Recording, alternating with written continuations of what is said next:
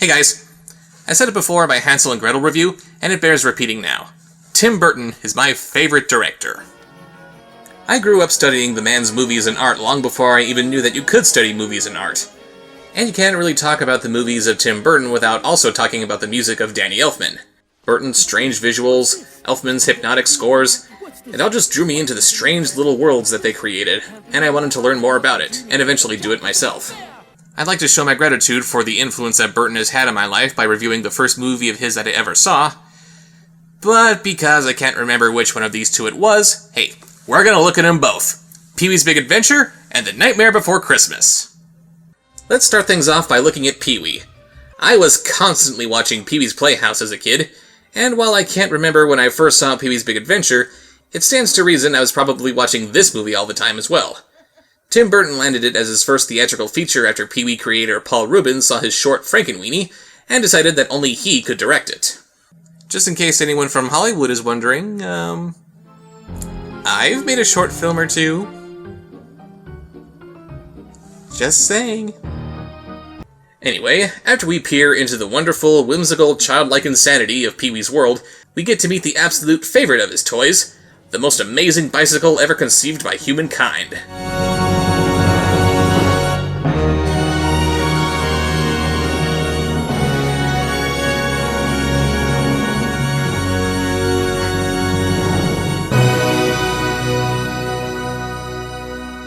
Good morning. I'm here.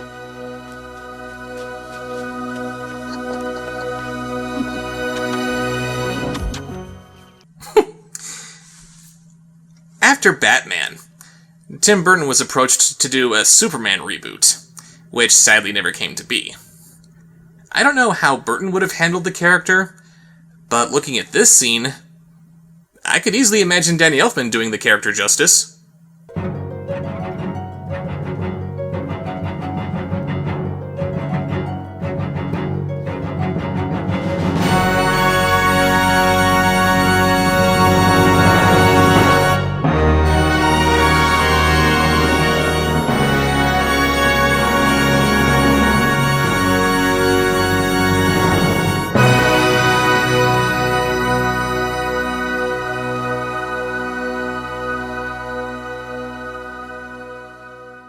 He has a little run-in with his rival, Francis, who is also a giant man-child, who offers to buy Pee-wee's bike from him. Pee-wee tells him to piss off, and continues on his way. You'll be sorry, Pee-wee Herman!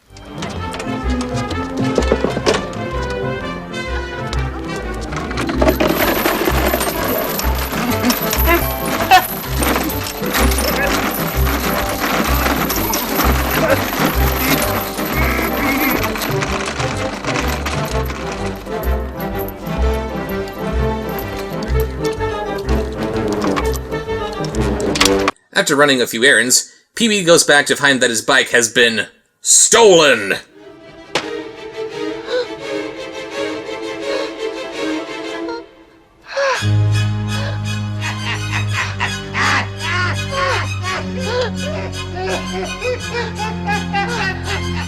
You wanna know something creepy? Tim Burton never trusted clowns in his entire life. And he was only a little kid when the John Wayne Gacy murders were happening. And this guy who plays Francis, he would later go on to play John Wayne Gacy. Are you weirded out yet? After a Hitchcockian montage of everyone enjoying their bikes and being disappointed by the ineffectiveness of the police, Pee-wee decides to take matters into his own hands. He goes to confront Francis, the most obvious suspect, who apparently had nothing to do with the theft. It turns out that he actually hired someone else to do it for him, but since the pressure's on, he gets rid of the bike before it can be traced back to him. With no leads and no one else to turn to, Pee-wee goes to a fortune teller who gives him a bullcrap lead about how the bike is at the Alamo.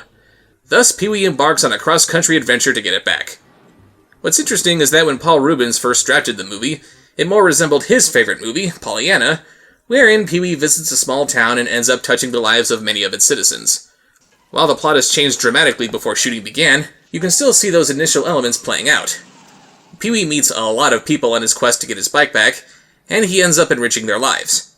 He meets a prison escapee who eventually does get recaptured again, but considering how he's able to join Peewee for the finale, I'm gonna bet that he became a model prisoner who eventually made parole. I don't know how commonplace it is for a convicted felon serving time to be attending a movie premiere at a drive-in, but I'm pretty sure that's kind of a rare thing. He meets a gang of bikers who would kill you if you look at them the wrong way, but he turns them all into decent people simply through the magic of dancing to tequila.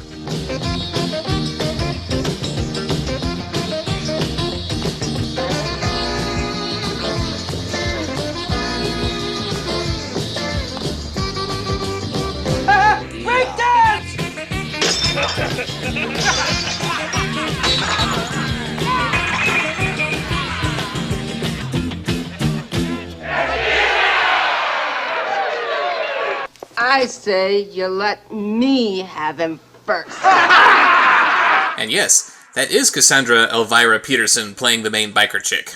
Yeah, me and her, just like this. Is that right? Yeah, I'm on top. He even meets this cafe waitress named Simone, who not only pursues her dream of visiting Paris, but she also settles down with Peewee, and they start a family of their own.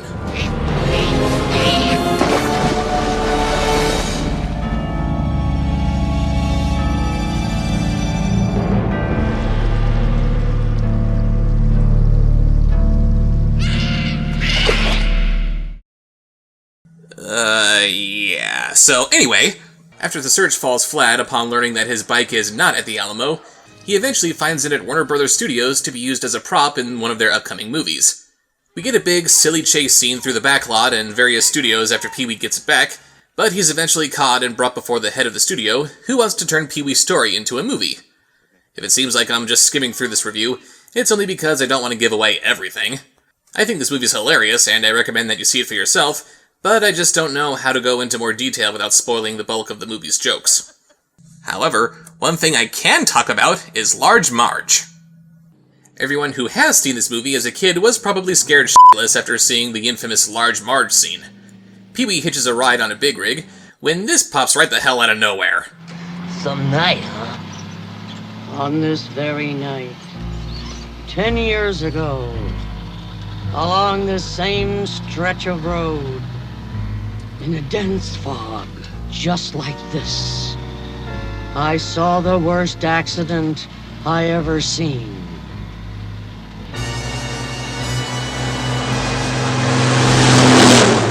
And when they finally pulled the driver's body from the twisted, burning wreck, it looked like this.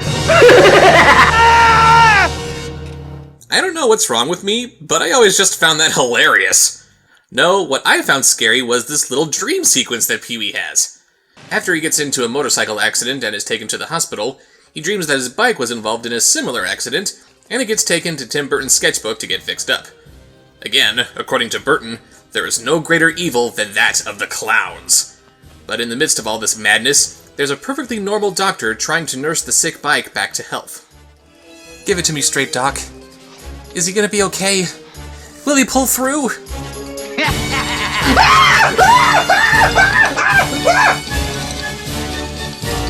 I trusted you, but you were just one of them!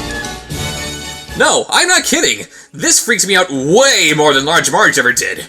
He's the only face of reason and normalcy in all this insanity, but no! He's just another clown! You have nowhere to turn to! Actually, now that I think about it, this kind of treatment just might make Jared Leto a lot scarier. Since the Joker is always smiling, and tattoos are supposed to be hardcore, yo, why not do something like this? I also gotta mention this burning pet shop scene near the end of the movie after Peewee gets his bike back.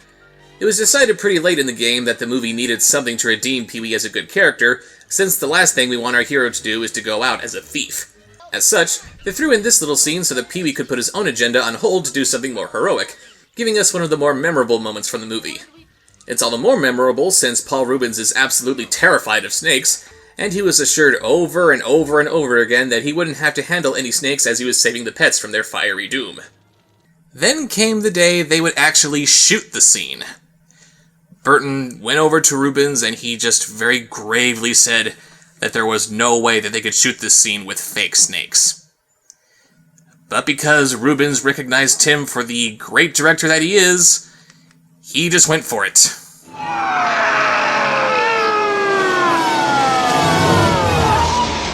No acting required. So the movie ends with the world premiere of Pee-wee's Big Adventure, which is nothing but a cheap James Bond ripoff, playing at a drive-in theater where all the friends that he's met along the way are in attendance. And you know what? When I finally make my first feature-length film, I'm gonna have it premiere in a drive-in too. If you haven't been to one, I recommend you check it out because there's a sense of community that I find lacking in most other movie theaters. It makes it feel more like an event than just a movie. Oh, and check out this little cameo that Peewee has. Paging Mr. Herman. Mr. Herman, you have a telephone call at the front desk.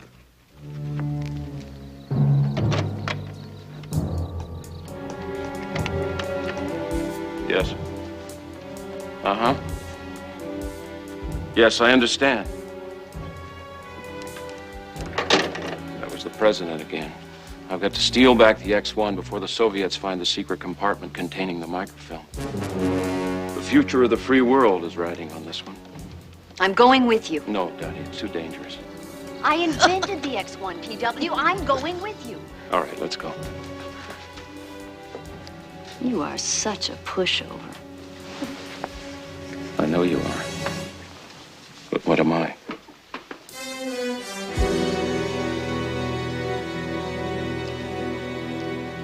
I know the idea is that Peewee is a terrible actor, but even as a little kid watching this movie within the movie, I always saw this weird little bellhop in the background as he quietly eavesdrops on the conversation at hand, and I couldn't help but wonder, what's your hand in this, little man?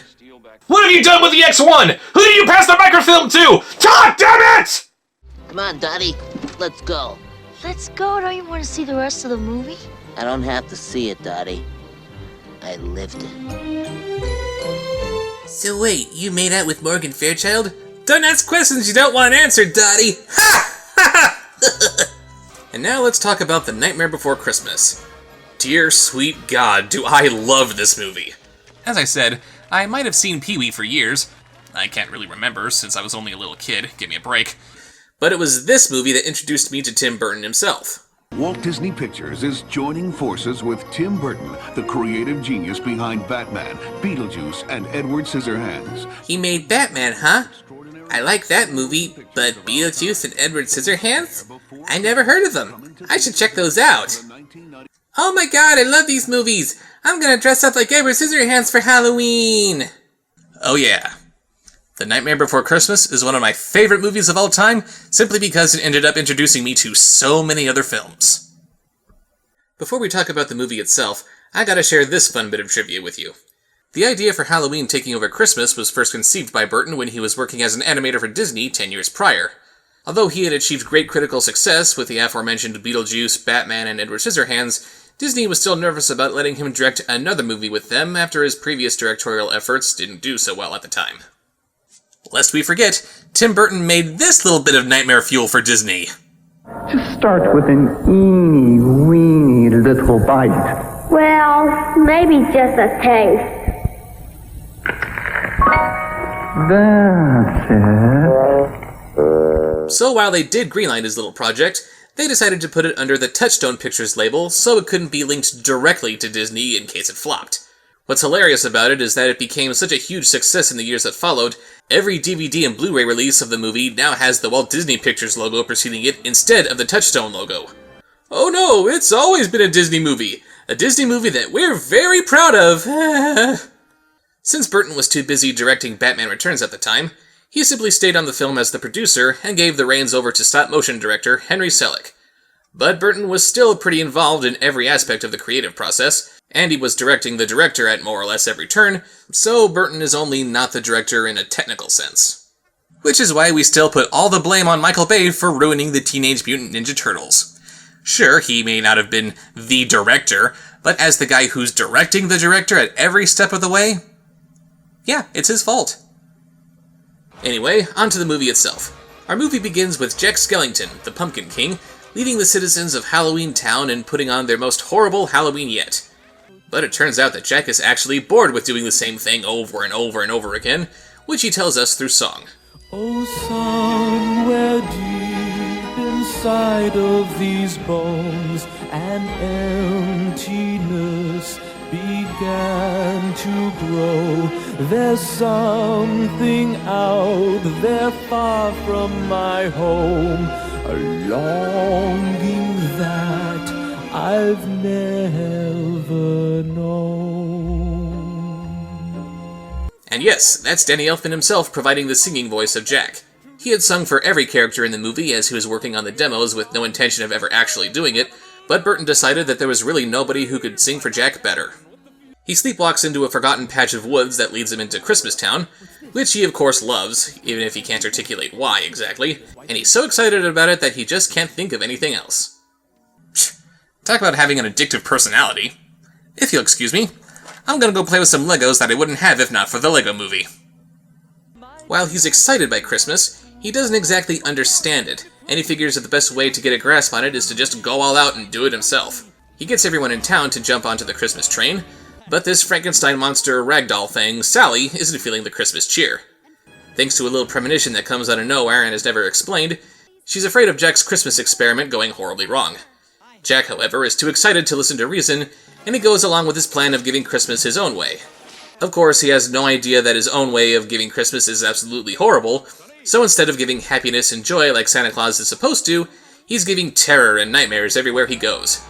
After getting shot out of the sky and realizing the terrible mistake he's made, he finds a reinvigorated love for Halloween within himself, and he saves the real Santa Claus from being terrorized by a giant burlap sack filled with bugs and snakes. It's something out of Tim Burton's sketchbook, don't question it. What?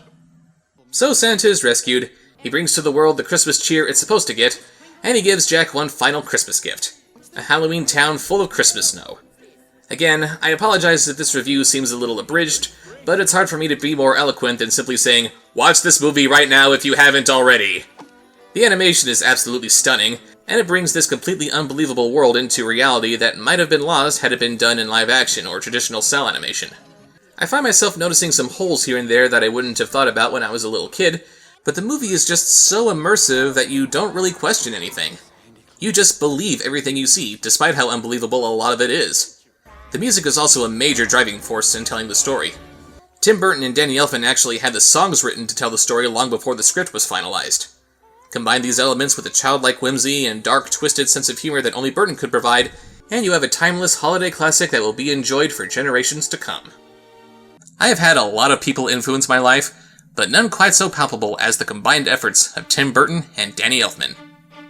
Thank you for giving so much to me and to the rest of the world. See you later. It's ours this time, and it's ours to make. It's ours to build, and it's ours to break. It's ours to fiddle, and it's ours to play. It's ours to protect, and it's ours to stay. It's ours this time, so you better not cry. You better not laugh, and you better not die. You better not run, and you better not hide. You better prepare for a big surprise this time. This time. This time.